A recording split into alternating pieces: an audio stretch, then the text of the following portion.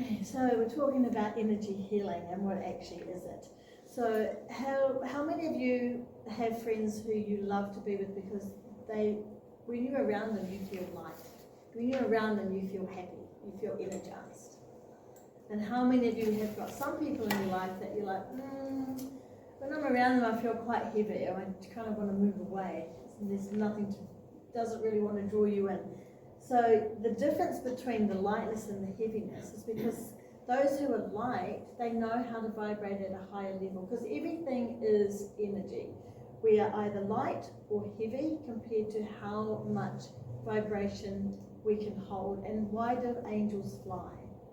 Because they're light, right? They're light in terms of weight, and they're light in terms of the light that they can hold. So the more light we hold, the lighter the vibration we have, the denser we are. You know, because when you're having a bad day and someone says, how are you? And you go, I just feel really heavy. We feel heavy because perhaps we're holding too much mind, too much pain, too much suffering, too much battle, too much struggle. And someone says, how are you today? I mean, I feel amazing. I feel so light. Why? Because we're in a happier vibration, a happier energy. So there's lots of different names for energy. Some in Japan, they call it Reiki. In China, they call it Chi. And in India, they call it prana healing energy. So there's lots of different names, but it all comes down to the one thing, which is energy healing. So how does the energy healing work around the body? So our body is surrounded by an auric field. Does everybody know what an auric is? Is there anyone here that would like me to explain? I'm going to explain. Cool. So we have, you see my physical body here, but for those trained with a, is that okay if I stand here? With those trained, or those who have the ability to see clairvoyantly, we have an energy around us. It's like it's called an aura, but it's a ball of light. It's our protection in the light field. And so whenever you're walking around, your aura keeps you protected from energies that are dense, energies that are dark, energies that are lower vibration. They're not good or bad, they're just lower vibration. Does that make sense? And so in your aura,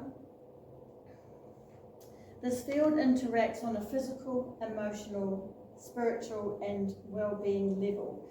And so the energy of you, when you walk into somebody, you get a sense of how they are. You might not know them, but you're going to get a sense, oh, I really like that person. I really like to go and get to know them more. Or, oh, you know, I don't want to be around that person, because your auric field picks up on the energy of people around you. We also have in our energy body wheels of light called chakras. Does everybody know what a chakra is? Yeah. So these wheels of light, they join into the spinal column.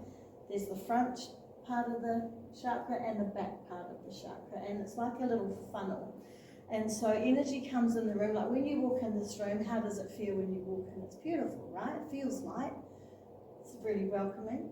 And yet, if we walked into this room and there'd been a horrific argument or someone had been hurting someone, you'd also be able to feel that. You might not know what it is that happened, but you'd go, oh, what is that? Because we're constantly picking up on the energy of the world around us. So God or Creator or Source Energy, or whatever name you want to call that benevolent love energy, gave the whales the sonar, gave us human beings our chakras, and this is how we navigate through life and how we can read energy without knowing that we're reading it. Does that make sense? Any questions so far? I've got something to share with you. Yes, please. It was the sonar and the energy that we have when they connect. It's just so powerful. Mm-hmm. It's a very healing experience for you. Mm. So you have to listen to the whales doing their thing, singing, or just talking to each other, and and it connects with your chakras, and it's like a lightning bolt. Beautiful. Mm. Because sound is also energy. Has everyone here ever been to a sound healing? Has anyone not been to a sound healing? Oh, okay. So I'm going to make a couple of sounds. I'm just going to get you to close down your eyes and just feel into your body what happens when I make these sounds. Okay, So the first sound. And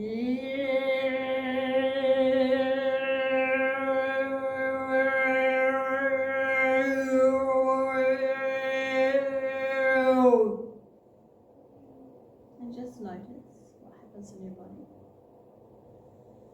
Now another sound.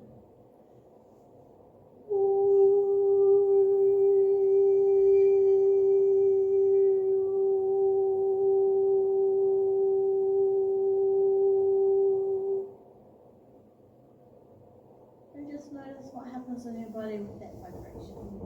The first one felt like this, and the second one felt like that. Beautiful. So one was quite, what would you describe in that? It What's that? was like shaking stuff up, bringing it to the surface, and then that second one was just beautiful and open. Expansive. Beautiful. And yet for somebody else, how did someone else feel that first sound? I felt it right here. Beautiful. And what did you feel in there? Like I didn't digest my lunch properly. Like a solidness or a heaviness? Yeah, just kind of a twinge. A twinge. Okay, cool. So we can see how when we're dealing with energy, how it can be quite different and how it can bring up different emotions, different feelings, different sensations. And so when we are working with healing energy and we're working on the body with someone, we can pick up on their body where there's a expansiveness or where there's a denseness. So an example of that, how many of you in here do not have children? Okay. You haven't got children, have you got nieces or nephews or have access to little ones? When they fall over or they hurt themselves, what's the first thing that we do? We put our hand on their little wound, don't we? Oh, it's okay. Or we put a hand on someone, even someone who's not a child, if they're not well, we tend to want to, even if they're sad, we tend to want to put a hand on them. What is it in there that makes you want to do that? You want to make somebody feel better, right? So we are the healing energy. It's in us innately, and innately we just go and do that unconsciously. It's just something that happens. If you like touch, some people might not like touch, and that's okay. It's just all this information. It's okay. So coming back to our chakras, we have 7 basic chakras from the top of our crown connecting us into the heavens, all the way down from our third eye, be able to see further afield, be able to bring in what we desire to bring in, from our throat, how we want to speak, from our heart, how we want to feel, our solar plexus, which is our energy all around being empowered, our sacral chakra, which is all around having connections to others, and our base chakra, which is our deep connection to Mother Earth. And so all of our chakras, when they are in balance, we can experience health, optimal health and vitality.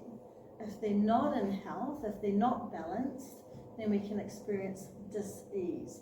And dis-ease, really, if you think about the word disease, we'll break it down, dis-ease is an imbalance in the body, which means something is out of alignment, something's not energetically in flow.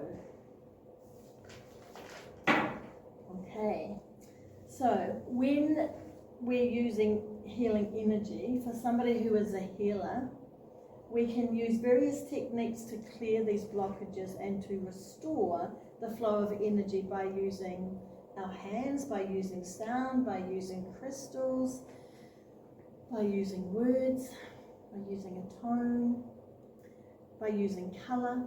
So everything is a frequency, everything has an energy with it. How many here have experienced colour healing?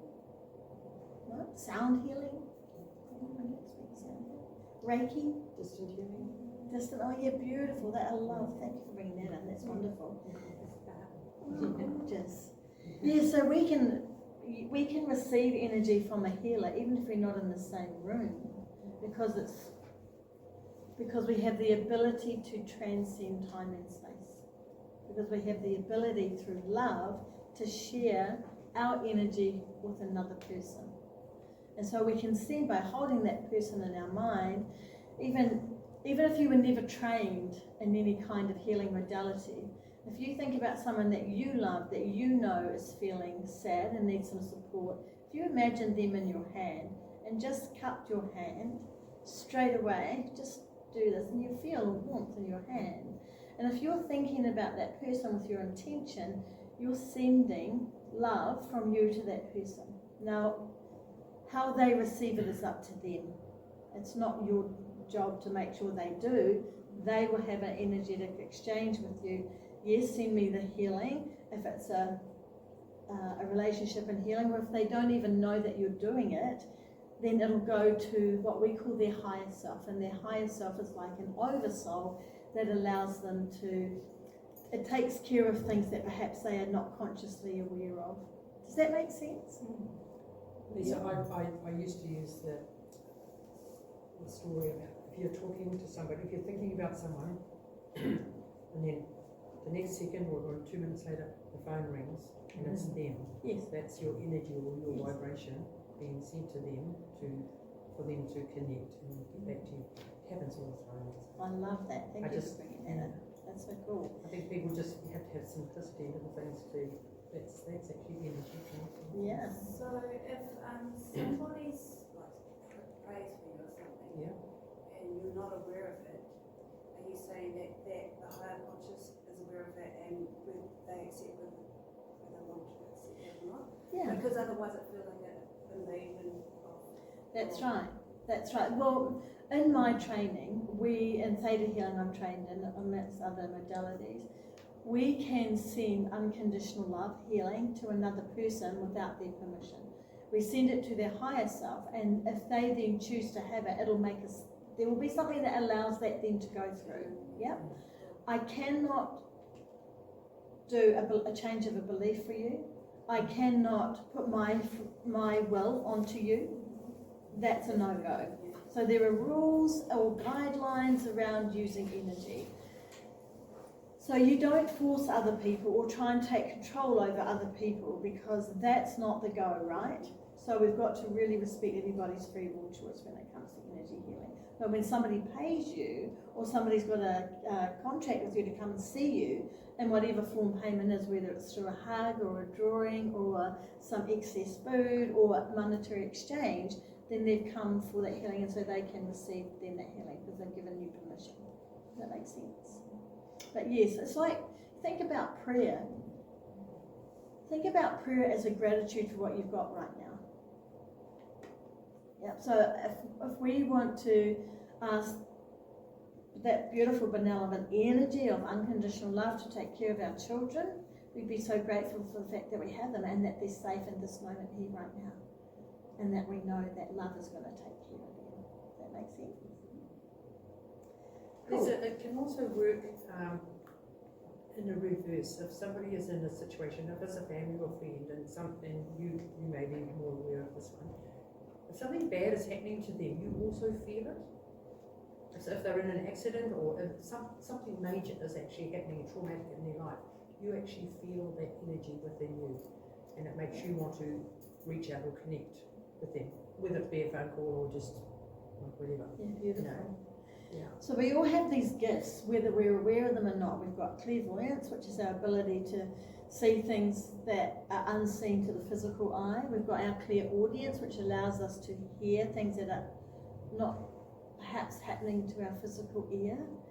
And we also have our clairsentience, which is our ability to feel. And all of us will have that, you know, like you were saying. How in tune you Yes. are with it, you know, and I think you might be picking up on some of that. Have you ever had the phone ring, like you were saying, and someone goes, "Oh, hey, just calling to see you." You go, "Oh, you wouldn't believe it, I was just thinking of you."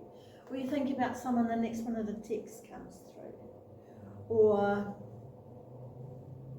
somebody tells you something, you go, "I just knew that." You've already heard it before. And I don't know how I knew that, but I just knew that.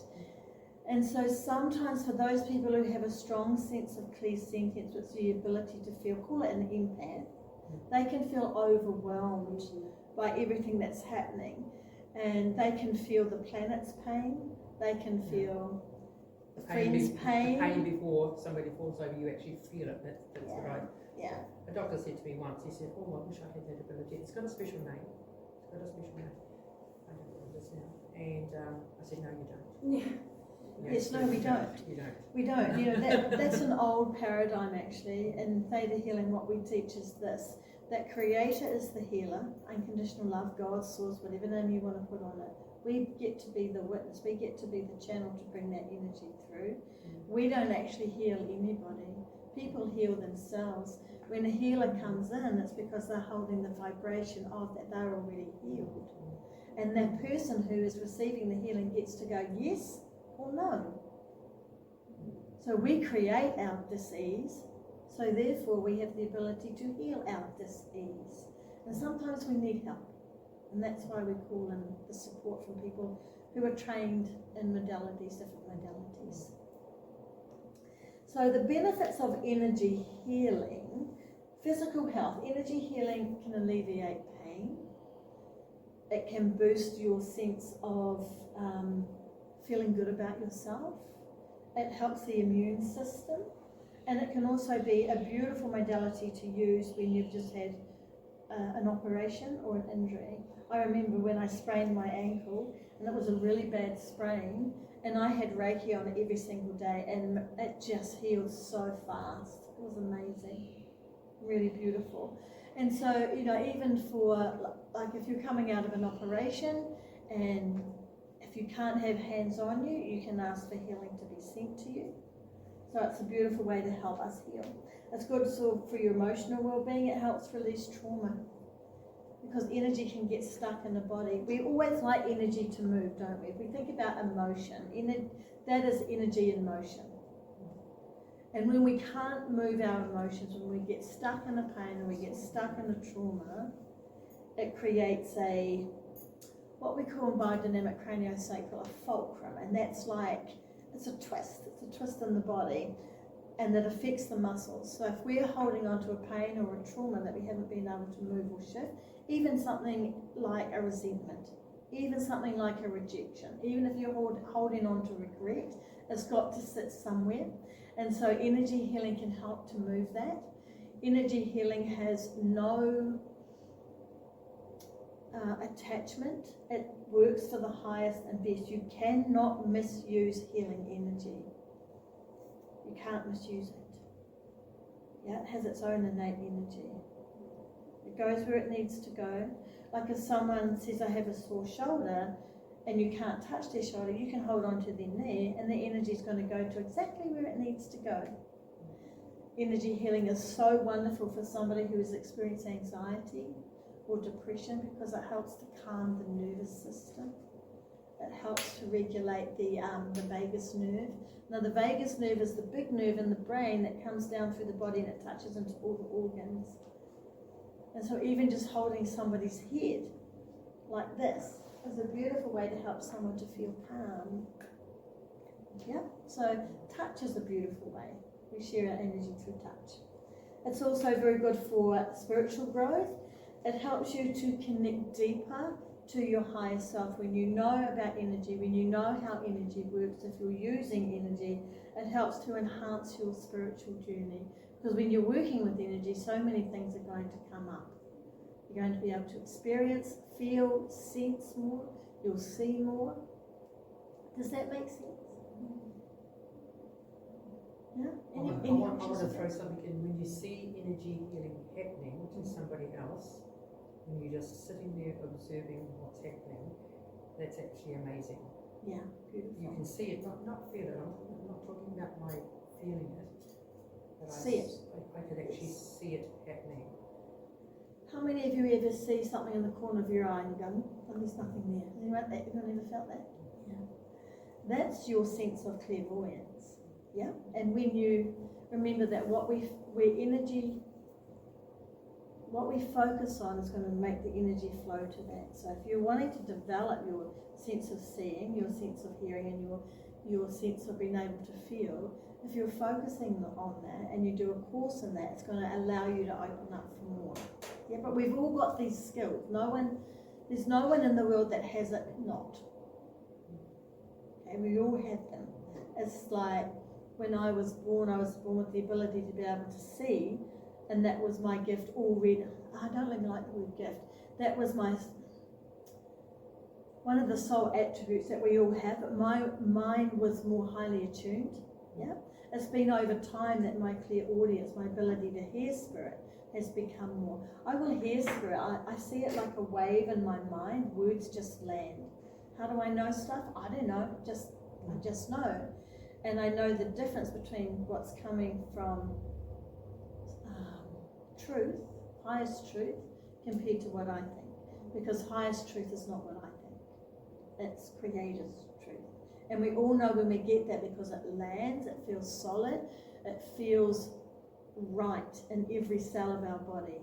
And we also know when we hear something or we feel something and we don't follow that, what happens then?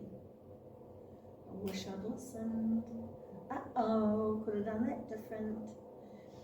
So our ability to see, feel, hear, and sense is all energy. Yeah? All of it.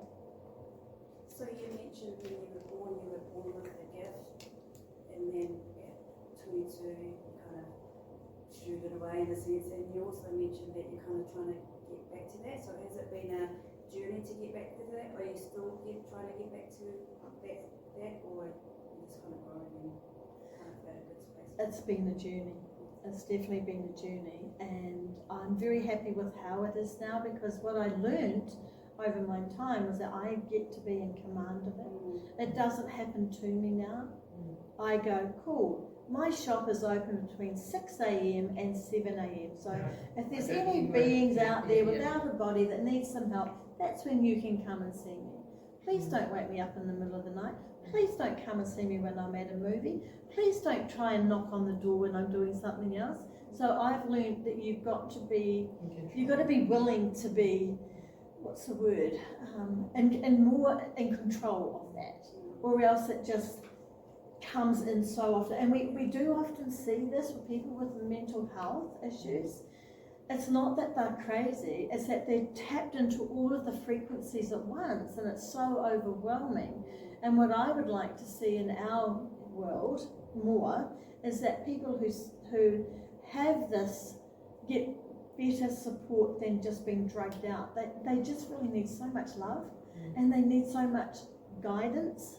It's not that they're crazy, it's just that most people don't see it. Most people don't hear it. So when you hear someone yelling out in the street, they go, oh, they got to be crazy. Does that make sense?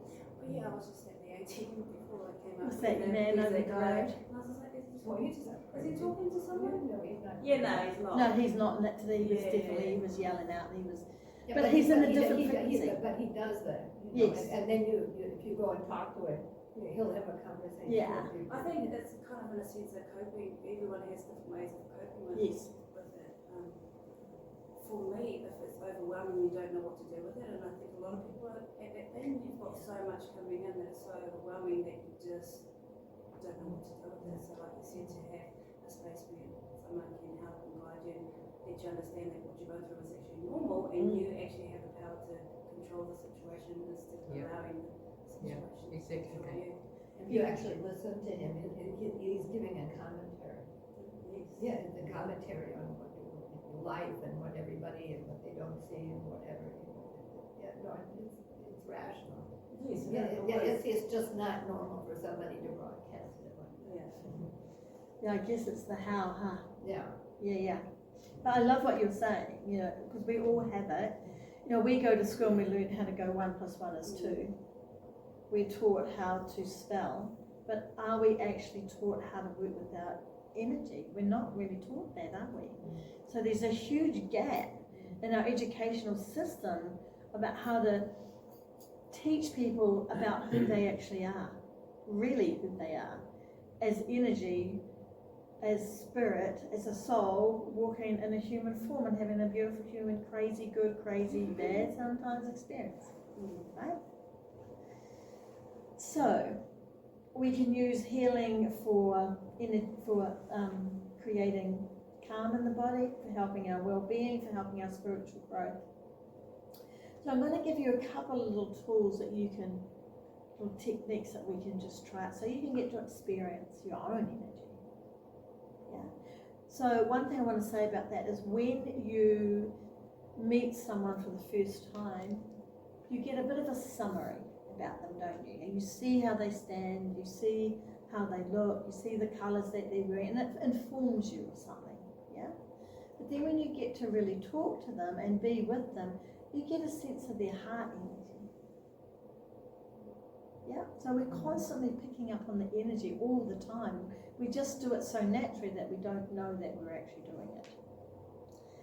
So I'd love to give you a little technique on how to self-heal. I'm just going to get you to, if it's, or lower your eyes or close your eyes if it feels okay.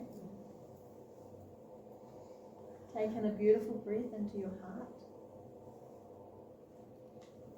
And now through your imagination, just imagine that you have a bright, white, healing light surrounding you from the top of your head, coming down over your shoulders, down over your body, over your legs, and around your feet.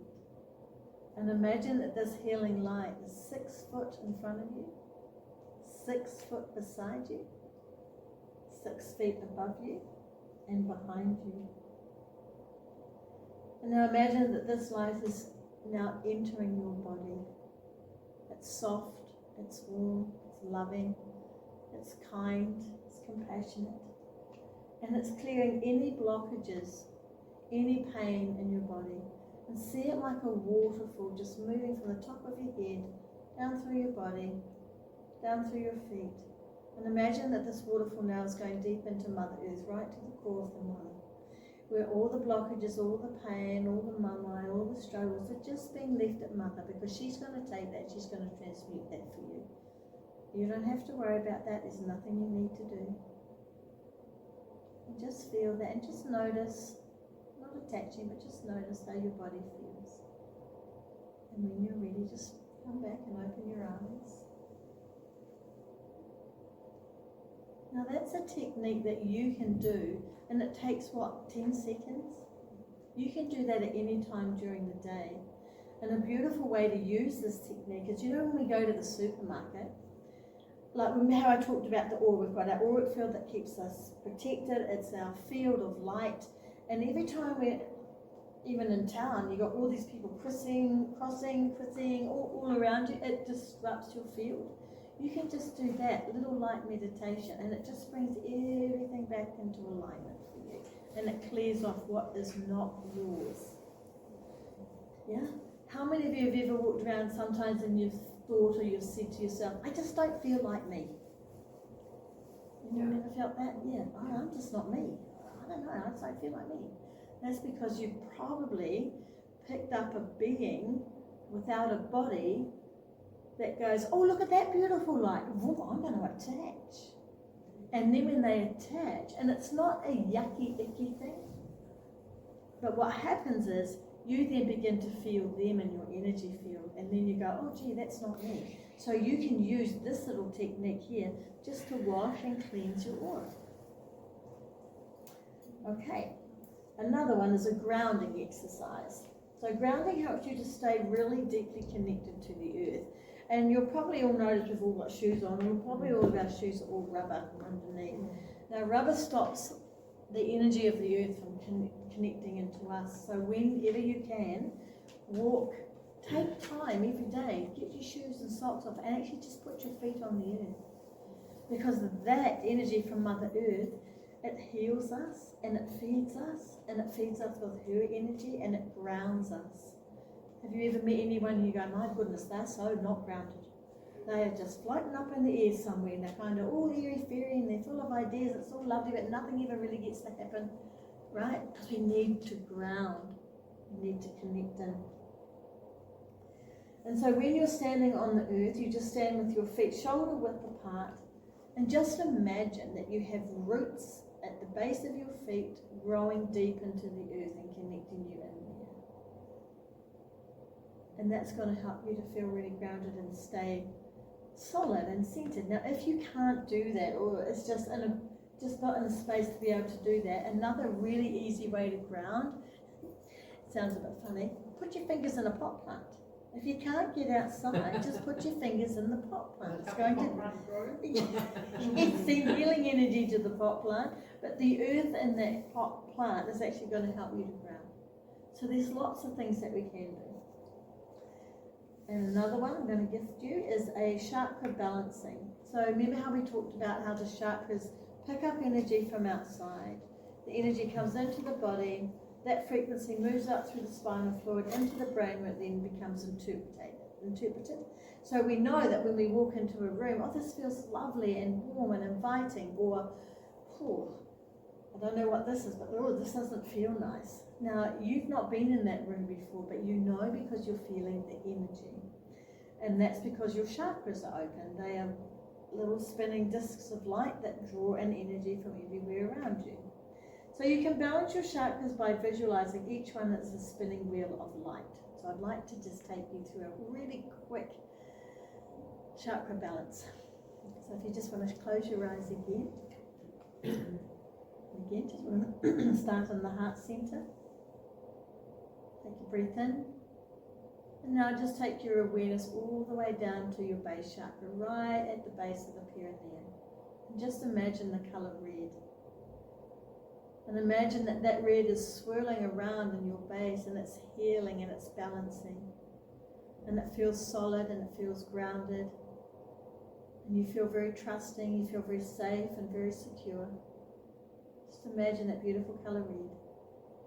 And now with your awareness, you're going to bring your awareness to just where your belly button is. And you're going to imagine that beautiful color orange. And that orange is swirling and healing and balancing this part of your body. It's balancing your kidneys. It's balancing your relationships. It's balancing your ability to manifest and create abundance. It feels warm and it's light. And just feel that beautiful orange in your sacral chakra. And now bring your awareness up to where your ribs meet. And this, you're going to imagine now the most beautiful color, yellow. Sunshine and light connecting into the group consciousness of all that is. You're feeling assertive, you're feeling good about yourself, you're feeling happy, joyful. Imagine that beautiful color yellow swirling around in your belly. Everything feels light. And now bring the energy up into your heart. Just imagine the most beautiful green, the most beautiful emerald green, or for some of you, you might even imagine the most beautiful pink. And in that beautiful heart energy color, whatever color that you have, see it swirling around your heart. See it opening your heart just 1% more, just a little bit more to receive more. See that healing energy just clearing any pain, any suffering, any incidents that may have happened today that have taken you out of your heart space. Feel the lightness of you. And now bringing your awareness up into your throat chakra. And just imagine the most beautiful color, turquoise blue. Aqua blue. Like you're sitting on the beach in Rarotonga and you're looking out at sea. And feel that beautiful healing energy just swirling around your throat. Opening the space for you to really step in and speak your truth. Opening that space for you to receive another's truth. You feel light. And now bring your awareness even higher to the space just above on your forehead between your eyebrows. And imagine a most beautiful dark blue. And see that beautiful dark blue swirling around your third eye. And see and imagine it opening. It's opening to be able to receive everything that can be perceived, all the perspectives, all the possibilities. Knowing that you are stuck not. Knowing that you can achieve anything. And now with your beautiful insight, bring your awareness all the way to the top of your crown, top of your head, and imagine the most beautiful violet light, purple light, and some people might see it as a white light. And see that through this beautiful light, there's a channel, a beautiful beam of light coming all the way down from the heavens, connecting you to this beautiful violet light at the top of your head. Seeing it all in balance and in harmony. And now we're going to go from the top of the crown back down to the third eye with the beautiful dark blue. Bring your awareness now back down to your throat, moving back through the turquoise blue. Bring your awareness back down to your heart as you move back down through the green, the colour green or the pink. Bring your energy back down to the beautiful yellow where your ribs meet. Coming a little further down now to the beautiful colour orange at the sacral chakra where your belly button is. And coming all the way back down to the base of you where you're swimming in the colour red. Knowing that your chakras are now aligned and balanced. And when you're ready, just very gently open your eyes.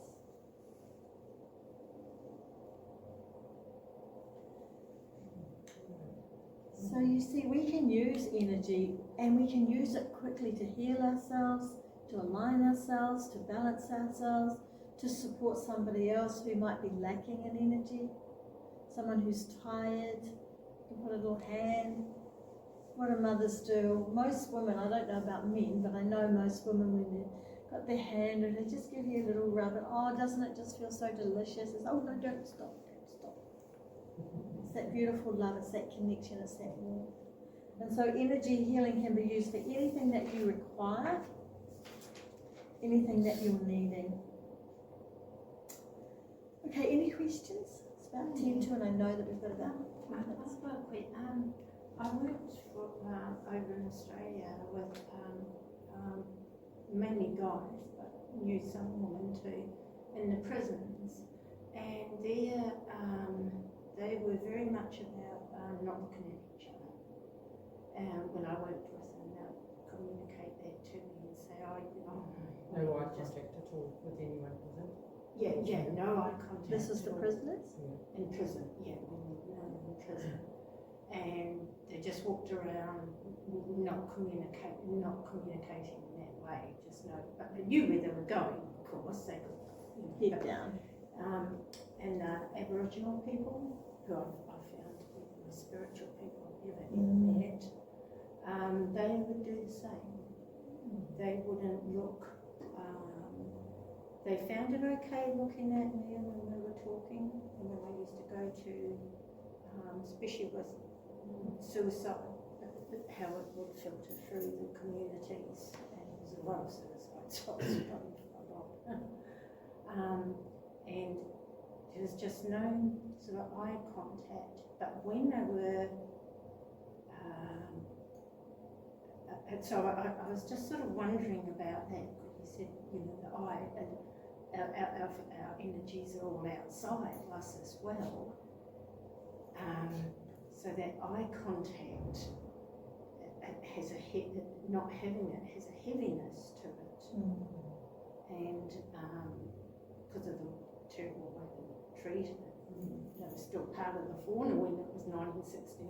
They weren't even recognised as people, so there's a lot of trauma there, and I always wondered about this, not having this eye contact. And even people, It's okay. Lisa, do you know the technique of looking into the right eye, looking into the right eye? Did you do it with 2 people?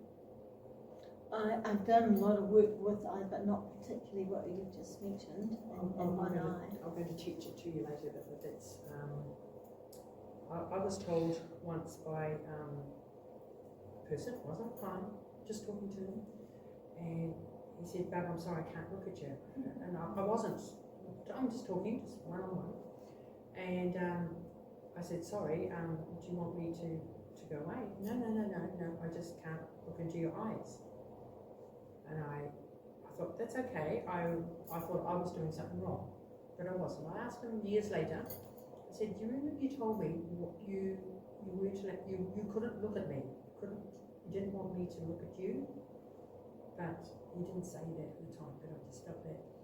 And he said, "No, I felt that you were looking into my soul." Yeah. You heard that before? Well, that's how I feel. That's why I don't really like to look into people's eyes sometimes, because it feels like they can see straight through me, which is To not, see you. Yeah. Okay. like me be like whatever's going on.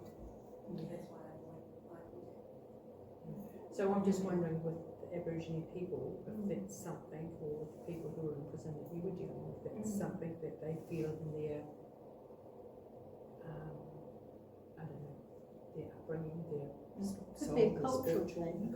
cultural thing, yeah, that's Because more right. Japanese often look down, Yeah. and it's rude to ask questions. They don't ask questions because in their culture it's rude, right? So they're not going to do that. Yeah. And also, what we know in our culture is that if we don't want somebody to see something, what do? We're going to avoid. Because when we do look at somebody in the eye, what do we see? Everything. Yeah. Right? Everything. Because they are the eyes, you know, they are, it's the window to the soul.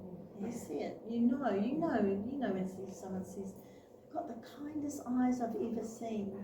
Or, "Oh man, those eyes were black and there was just no way in." We know that.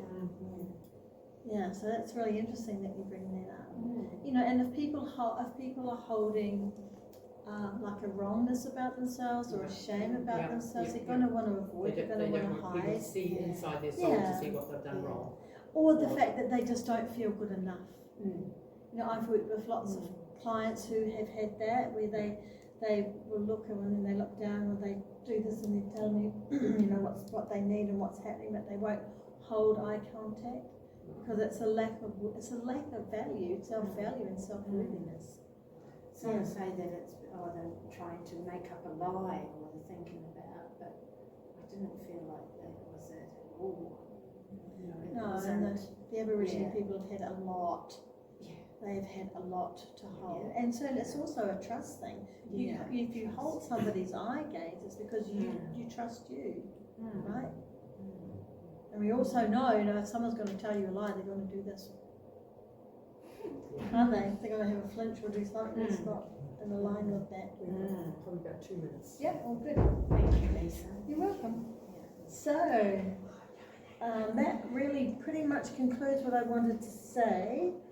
And I do have a free meditation for you I'd love to gift you all. So if you would like it, it's a journey to the dragons.